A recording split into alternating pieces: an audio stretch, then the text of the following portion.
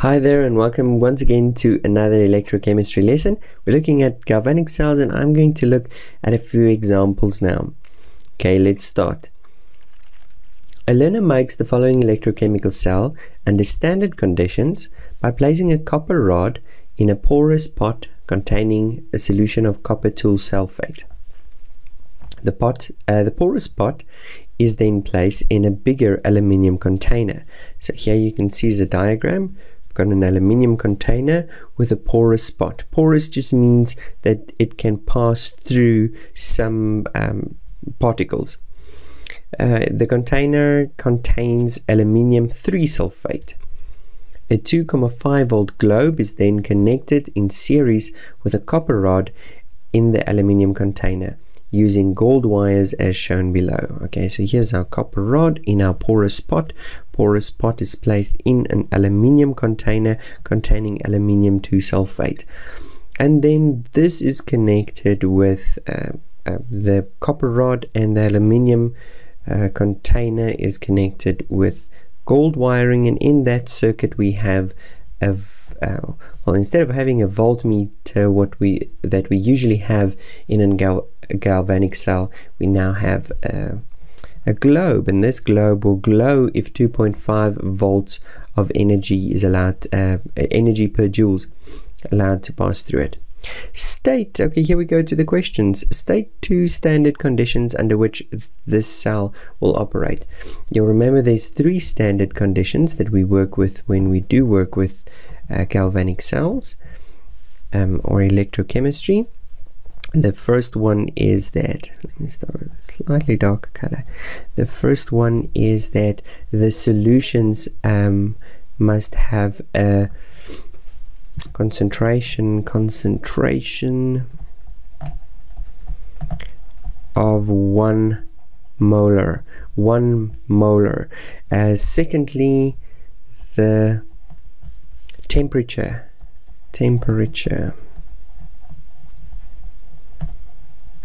is room temperature 25 degrees Celsius, the standard room temperature.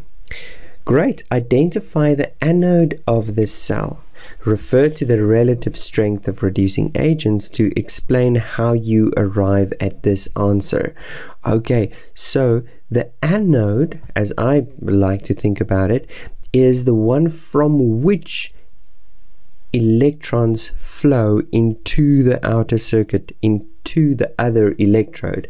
Okay, so either it is flowing from the copper rod towards the aluminium container, okay, or it is flowing from the aluminium container towards the copper rod.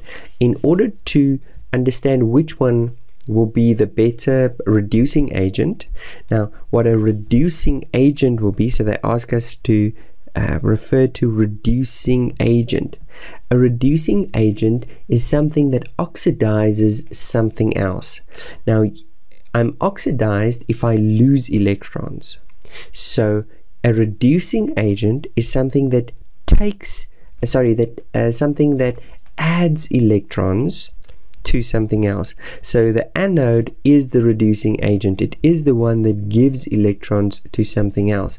So we will need to go and look at which one of them has the better ability to draw electrons out of the solution and donate it to the other side. For this, we'll need to go and look at which copper and which aluminium we are going to look at. Well, first of all, this is SO4. Hopefully you know that SO4, or actually it's not necessary. They tell us here we working with copper 2. Copper 2 tells me I'm going to have copper 2 plus ions in this solution. Okay, copper 2 plus ions in this solution, and in my aluminium solution I'm going to have aluminium, okay, and here they tell me aluminium 3 sulphate, so aluminium 3 plus. That would be the ions floating around in here. So let's go and look at our electrode. our standard electrode potential stable. Okay, so we're looking for, here we go, aluminium 3 plus to get 3 electrons has a standard potential of negative 1.67. Now what that means is it is less able to attract electrons. Okay, so it is less able to attract electrons than hydrogen, and the other one is copper. Let's see if we can find copper. There we go, copper 2 plus. Okay, to go from copper 2 plus to copper solid, that's what we have here, and aluminium 3 plus to aluminium solid. So copper 2 plus is more able than hydrogen. So if copper 2 plus is more able than hydrogen, because it's got a positive standard potential, and aluminium 3 plus is negative, it's less able, then obviously copper 2 plus is more able to attract electrons. So if we go back to our system, the copper 2 plus will attract electrons to form a copper layer around this copper staff, okay, copper rod. It will start forming copper layer all around here. Why? Because electrons will be drawn towards the copper rod. Well, let me rather start here. The copper 2 plus will attract electrons from the copper rod. Now, where is the copper rod going to get it from? It's going to have to get it from the aluminium. Okay, so it will attract the aluminium because the aluminium 3 plus, its ability to attract electrons is less able than the copper rod. So the tug of war, aluminium will lose and electrons will start flowing towards here. Okay, so now what's going to happen is the aluminium is going to donate 3 electrons, and then as it's donating electrons, it will release aluminium 3 plus ions back into the solution. But now the solution is becoming positive because it's lost electrons. It's becoming positive. So what will happen is that it will need negative ions. Negative ions needs to be donated. On the other hand, the copper 2 plus is being taken out of the copper sulphate solution and donated, and well, not donated, but it becomes copper solid on the staff. And so since copper 2 plus ions are being drawn outside out of the solution and electrons are being donated, this solution is becoming negative.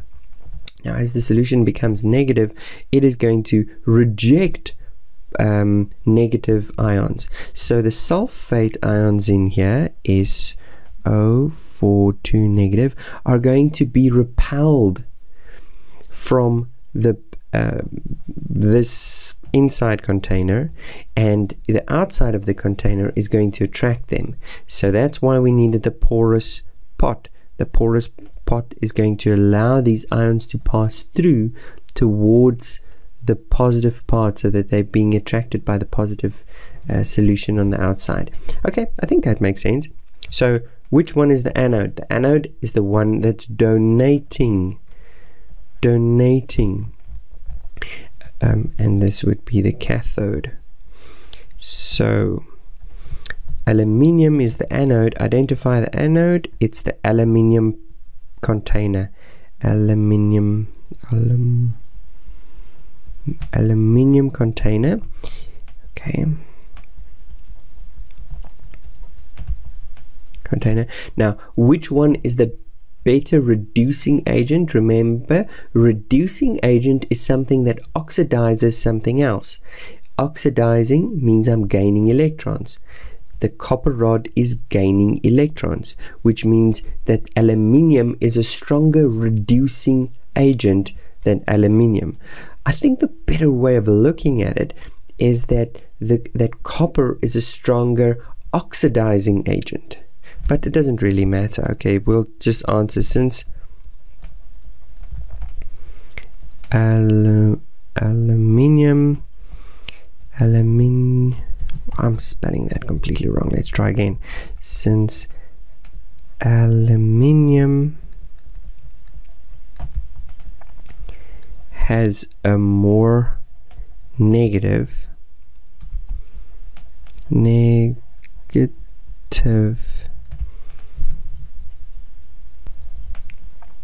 reduction potential.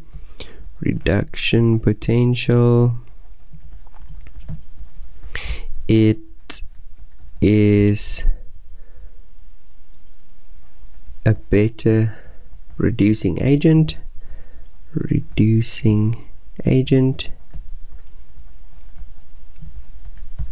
and therefore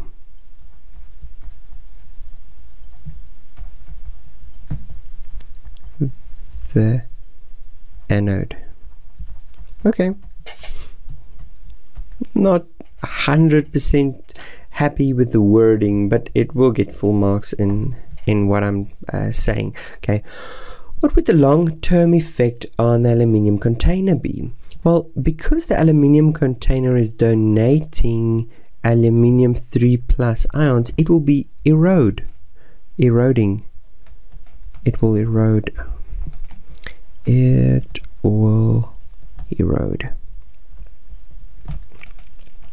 What is the function for the porous container? To allow ions to pass through. Now, if you think about this, this is one answer for 2 marks. So probably say a little bit more to complete the circuit. Remember, for electricity to flow, we need a complete circuit to complete the circuit. And usually we use a salt bridge, but we could also use a porous container to allow ions to flow from one electrolyte solution to the other. Okay, write down the symbolic cell notation. Okay, so for symbolic cell notation, we will have our anode, what happens at the anode, and then the salt bridge, or in this case the porous spot, and then what happens at the cathode. So what happens at the anode? Well, at the anode we start with aluminium. Okay, then aluminium changes phase to aluminium 3+, and then we have the cathode. What happens at the cathode is we start with copper 2+, and that changes phase to become copper solid. You could just put these phase forms in as well. So we start with solid, become copper 2+ in an aqueous solution. Okay, sorry, it's not very clear what I'm writing there. I'm writing this, if you can't see, AQ. Okay, just saying that we've got our ions in a solution. Great, and this is the symbolic cell notation. Isn't that lovely for 3 marks? Okay, here's something that I use: A, anode, and cathode. A and C. A comes first in the alphabet. That's just how I remember it. And coincidentally, this is aluminium and copper, also A and C. But when I use A and C here, I mean not aluminium and copper, but rather the anode and the cathode. What happens to the anode I write on the left, on the right I write what happens at the cathode. Write down a balanced net equation for the cell reaction that takes place here. Omit the spectator ions. So what is the spectator ions? Well, that would be the sulphate. The sulphates only appear to complete the circuit, so they only spectating what happens. They're not really involved in the reaction itself. So what do we have? Well, we have aluminium, and aluminium becomes aluminium sulfate. Aluminium ion, aluminium 3+ ions. Okay, so for aluminium to become aluminium 3+, it lost 3 electrons. And then we had copper 2+, gained 2 electrons, and that produced copper solid. So here we started with solid, aqueous, copper, aqueous, and solid. So now we need to write a balanced net equation. We can see the problem here is we have the wrong number of electrons in both of these equations. We want them to be the same. So best way to do that is to find the lowest common multiple for these two, which is 6. So I just need to multiply everything with a 2. So that would be 2, 6, 2. And this multiply everything with a 3. That will give me 3, 6, 3. And now I can just add the left hand side and the right hand side together into one equation. So I will have 2 aluminium solids. Okay, for every 2 aluminium solids, we will have 6 electrons passing to back and forth, but -6 plus 6 will cancel out, so that the electrons will not be part of the equation anymore, and then that will that plus 3 copper ions, copper 2 plus ions, will produce, so this will be our reactants, and let me just put this is in the aqueous solution. This will produce products. It will produce 2 aluminium ions into the aqueous solution plus 3 copper solids. Excellent, there's our balanced equation. Okay, and you can see it is balanced because we have 2 aluminiums, 3 coppers, and 3 coppers on this side. And also what you'll notice is that our oxidation state on both sides the same. So for example, here we have a 2 positive state, but there's 3 of them, so we will have a total of 6 positive. Here we have a total, here we have aluminium, a 3 positive state. Okay, but we have 2 of them, so we also have a 6 positive state. This would be 0, that would be 0, but our positive or our oxidation states on both sides is also the same. So that's a great question, great answer. So there's our balanced net equation, 3 marks. Calculate the EMF of the cell and state whether the globe will glow or not. Okay, so we know that we are going to have to take to calculate the EMF, the standard electron potential of this cell. We will take the standard potential of the cathode minus the anode. Now if you do forget which one should it be, C or A, because this is now the opposite way around, it's A and C, it's not in alphabetic order, but if you forget, that's fine, leave it out in your formula for now. Rather just go to your table and just remember to take the biggest value first. That's it. So in our table we had copper as 0.34. That's the bigger one. We always use that one first. Okay, even if we had, let's say we had copper, what can we use? Well, it doesn't matter. Even if both values are positive, your final answer here must be positive. So and since you are subtracting, you have to use the positive one or the biggest one first, 0.34 minus. And now many people make this error, is they forget to take it negative. Where's my aluminium? Aluminium, there we go. They forget to take negative. Remember, you're trying to find the difference, and so a negative becomes a positive. Negative 1, what was it, 76? 1,66, which will become a positive. So this becomes 2 volts.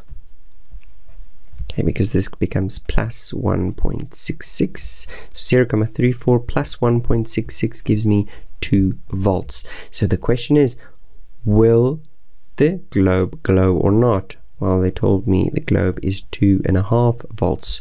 So the globe does not get enough energy per. So no, it will not glow. It will not glow because we need at least 2.5 volts, in other 2.5 joules per coulomb of energy to glow. I think that was the final question. Yes. Well, thank you very much for watching. This was a fun exercise to do. I hope you learned something and you enjoyed doing it with me. See you in the next video.